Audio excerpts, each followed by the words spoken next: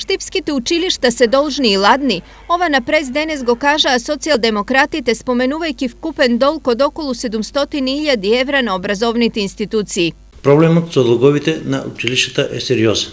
Цената за неодговорноста на власта на ВМРО ДПМН ја плаќаат децата и родителите.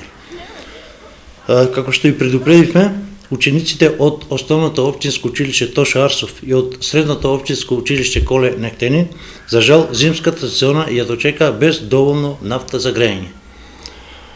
Учениците се смрзнати и се принудени настават да ја следат со јакни капи и шалови. Состојбата со грејењето, меѓу другото, била резултати на неодговорната политика на власта, тврдат од СДСМ.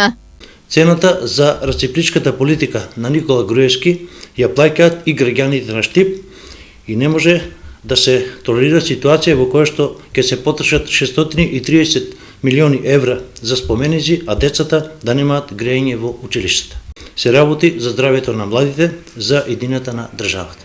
Во меѓувреме, од Тоша Арсов излегоа со следново објаснување. Најодговорно тврдам дека со почувањето на грејната сезона во училиштето има секојдневно грејање. Значи, исклучок беше само на 11.12.2015 година, кога настана дефект на пумпната станица на котелот, кој што се случи за време на настава. Значи, дефектот беше отстранет и во наредниот период грејењето се нормализираше.